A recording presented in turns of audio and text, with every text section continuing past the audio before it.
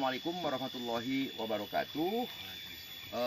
Pada hari Sabtu tanggal 14 Mei tahun 2022, memang saya sengaja menemui Kepala Desa Cirapuhan, Bapak Ahmad Kosasih, seputar objek wisata Oko dan termasuk wilayah desa Cirapuhan juga.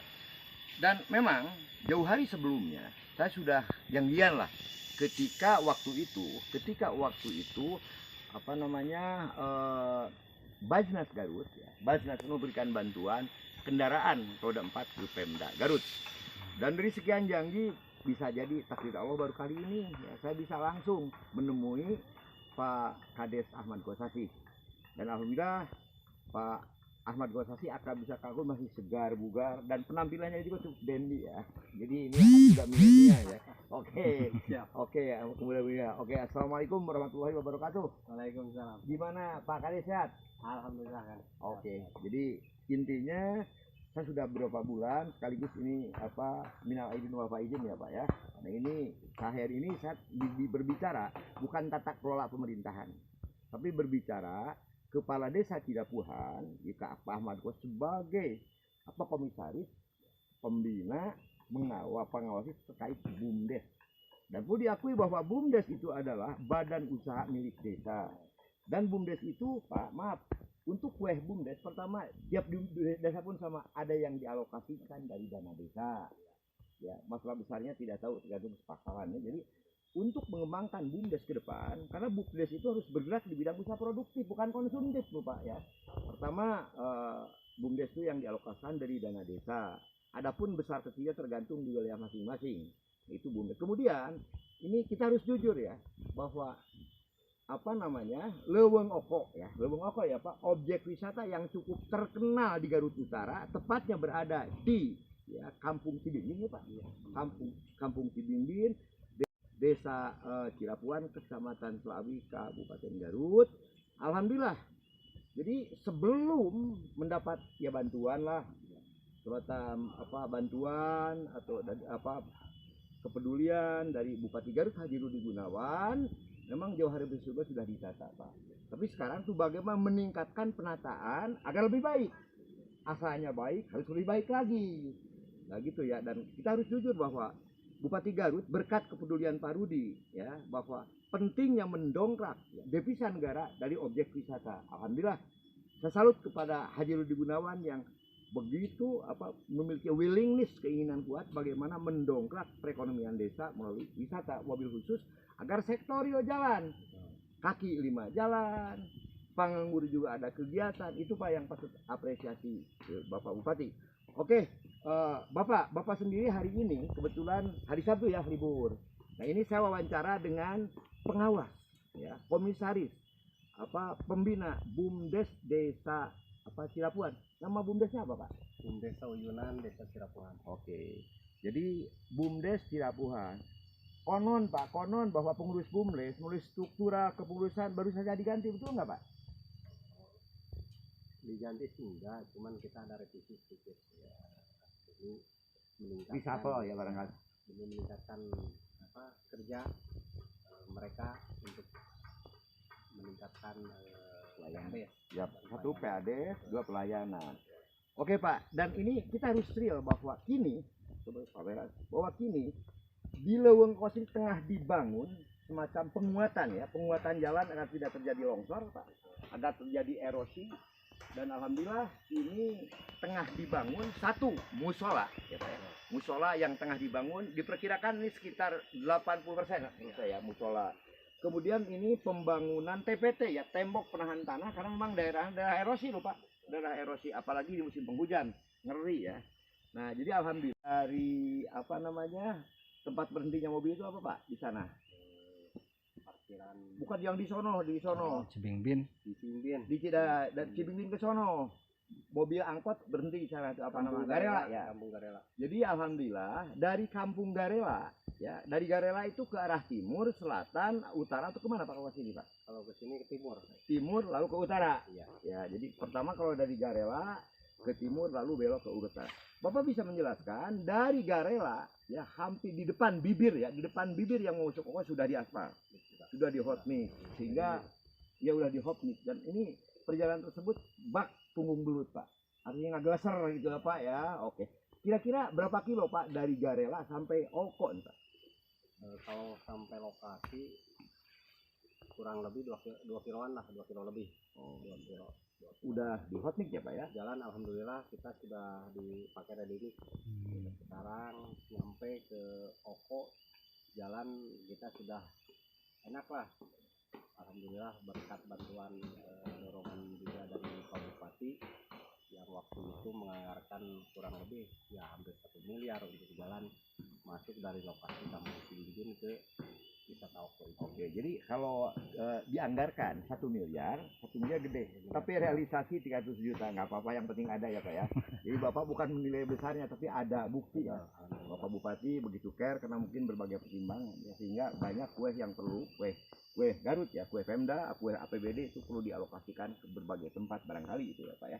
Oke Pak Kades, Kang Ahun, kita harus fair aja. Ini pembangunan masjid ukuran berapa Pak?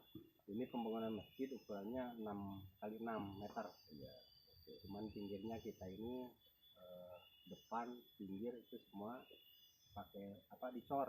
Oh, dicor. Jadi nantinya di sebelah apa utara selatan juga ada halaman sekitar 3 meter atau 4 meter ke sininya untuk kalau seandainya para wisatawan habis sholat atau mau sholat bisa istirahat dulu lah. Ya alhamdulillah. Masjid apa namanya nih Pak? Kalau masalah nama sih belum Pak. Belum. Kalau nanti kalau sudah beres, iya kita gunting kita juga. Ya nanti istihoroh dulu ya, istihoroh dulu nih. Karena Kang Ahun itu sosok seorang santri ya. Santri istihoroh dulu ya Pak ya. Harus istihoroh. Karena Oko ya. Ini kadang-kadang nih yang tertangkap oleh mindset kami, oleh benak kami, Oko. Oko itu kan biasa nama orang ya Pak. Oko nama orang, tapi leweng Oko. Ini leweng Oko ya, yang ditumbuhi pohon pinus ya Pak. Pohon pinus dan berbagai jenis kayu lainnya. Dan memang ketika kita menginjakan kaki ke Oko, Pak, udara segar langsung menyergap, segar, fresh air, sehingga Oko itu adalah objek wisata yang layak untuk dikunjungi, dan ini bisa membuat keluarga ya Pak. Ya. Oke Pak, saya mau jujur ke Bapak, ini rencana TPT ya, tembok penahan tanah. Ini dari pos ya Pak, dari pos penjagaan sampai mana Pak? Ini rencananya sampai ke sebelum depan kedung itu, TPT sampai sini, itu kan nyambung lagi. Ya Bapak sambil jalan aja. Jadi ini sampai ini podium namanya Pak. Buat acara lanjut Pak.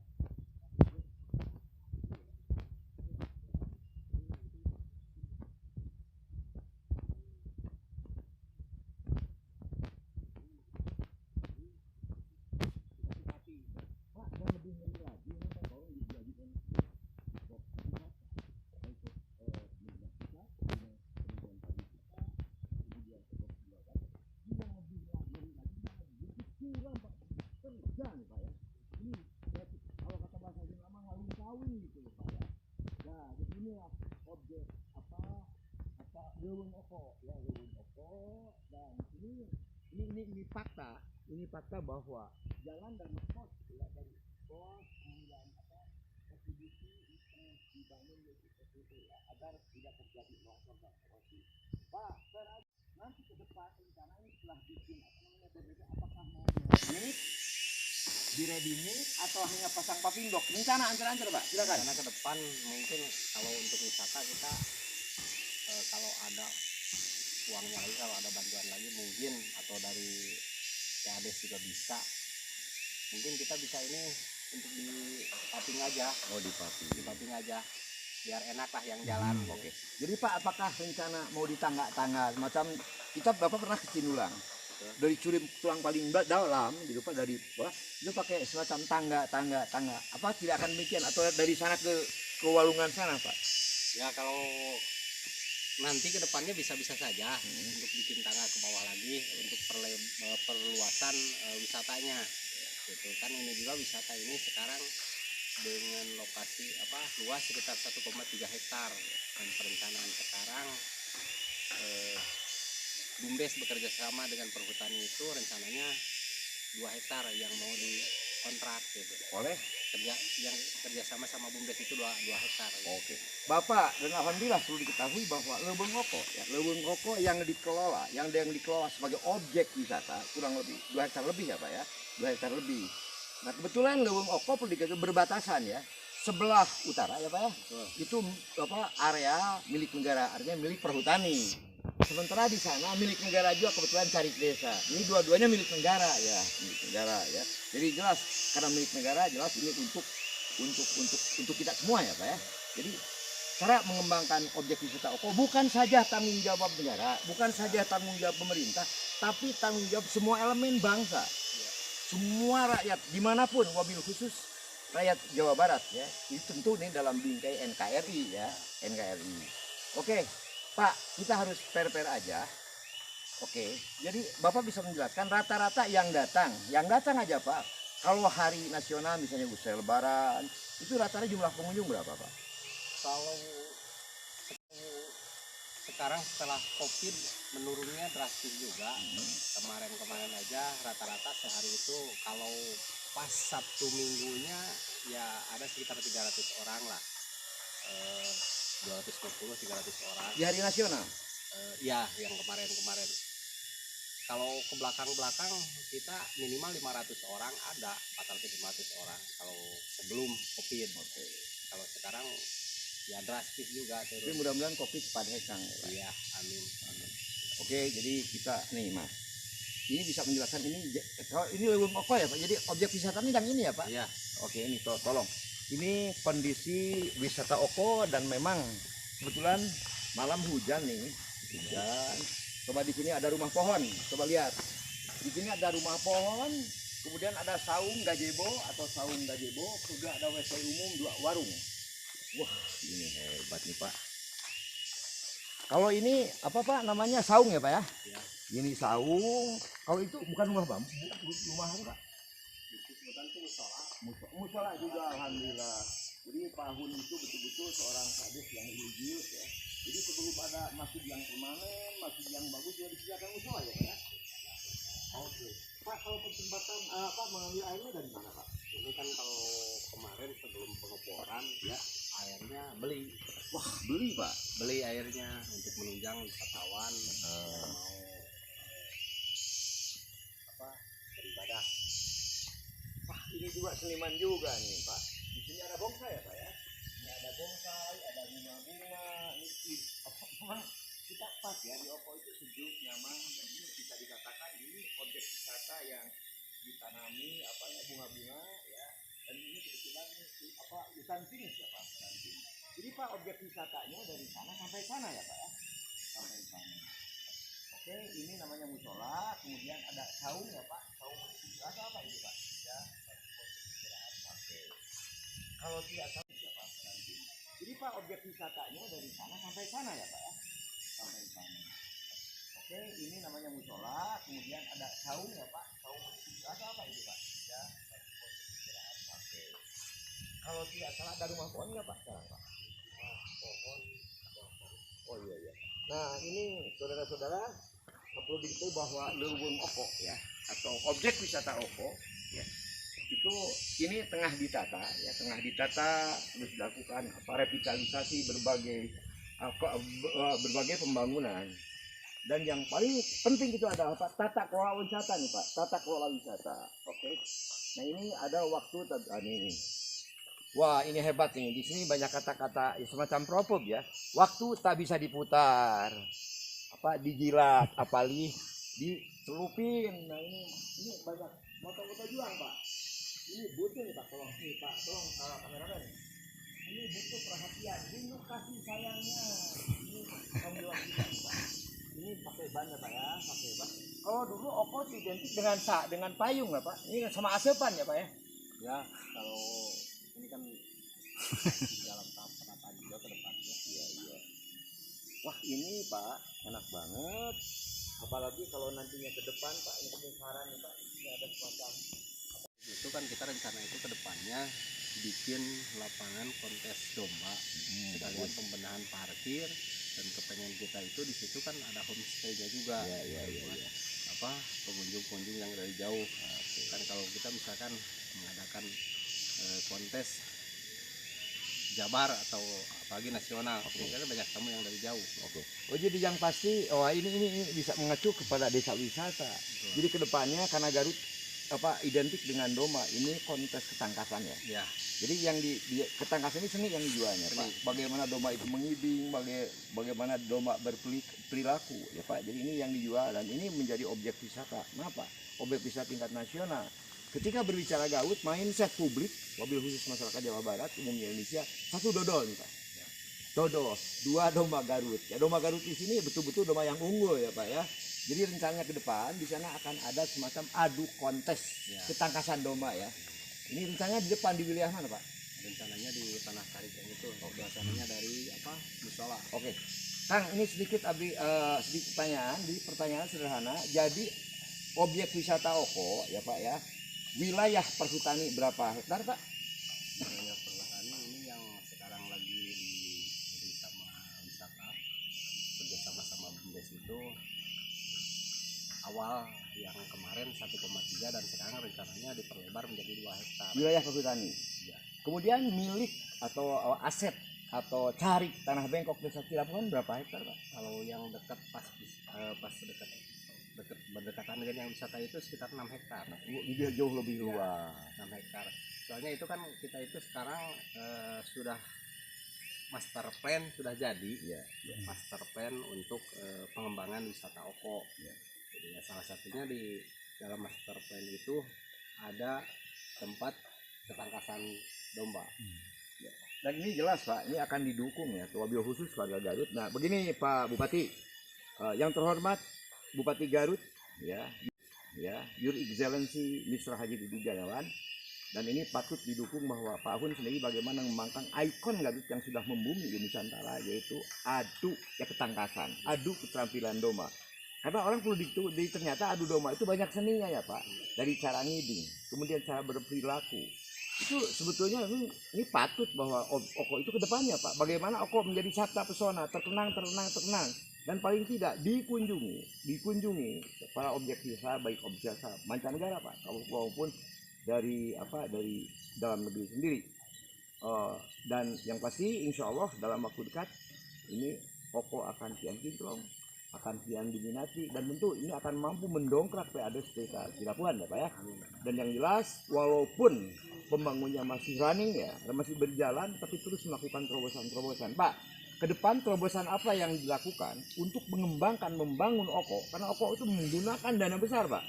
Jadi duit itu bisa Bapak ke pengusaha, bisa Bapak memberikan bantuan lewat CSR, karena perusahaan di Garut itu banyak. Di Sijolang ada Cengsin Pak, kemudian di Garut sini ada Indonesia Power yang betul-betul perusahaan asing loh Pak. Bapak bisa mengajukan bantuan untuk memiliki CSR Pak. Jadi CSR itu bentuk pertanggungan jawab perusahaan terhadap masyarakat gitu loh Pak. Bapak nanti bukan saja ke Kementerian Pusat ya Pak ya, kemudian ke Provinsi Jawa, juga kepada sejumlah pengusaha Pak untuk mengajukan CSR. Bapak bisa mengajukan ke Indonesia Power, kemudian Bapak bisa mengajukan ke BUMN. Apa harapan Bapak? Wabil khusus kepada Kementerian Pariwisata, lalu kepada BUMN baik PMA, non PMA maupun pengusaha lainnya. Silakan ngomong Pak. Saya berharap untuk Desa Cirapuhan karena kita master plan sudah jadi dengan total anggaran di situ sekitar 12 miliar. Ya mudah-mudahan ke depannya para pengusaha bisa peduli dengan pengembangan wisata ini, dan saya juga berharap kepada para pihak-pihak terkait Dinas Pariwisata Kabupaten maupun Provinsi juga pusat supaya bisa merealisasikan supaya segera terbangunnya wisata Oko ini.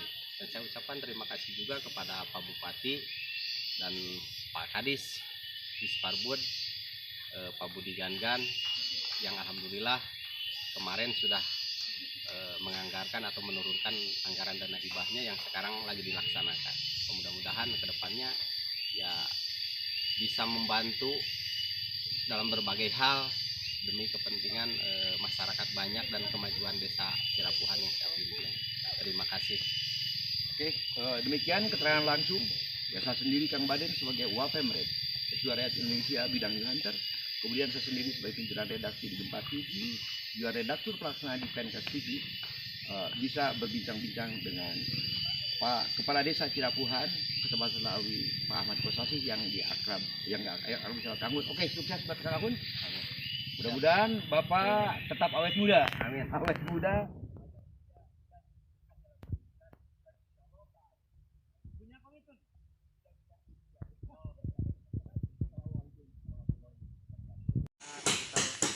Tiga puluhan lah, 40 sumak. Dan nanti si area itu udah dibidikan, itu kan video dipotong dulu dan. Oke, barulah sedikit.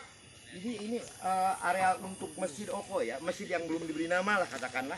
Ini berapa tumak nih Pak? Ya kurang lebih sekitar 40-an lah, 40 sumak. Kedepannya Pak, Pak, ini untuk penataan pagi, tempat istirahat kalau bisa Pak ya. Orang sholat ada tempat untuk ya macam lesehan, duduk-duduk santai ya Pak ya. Ini berapa tumak nih? Sekitar sampai kesana itu 40 sumak ya. Oke, ini tolong nih sudah berikutnya. Kemudian Pak, kalau tempat menggorengnya di mana Pak? Beli coba dan lihat dan.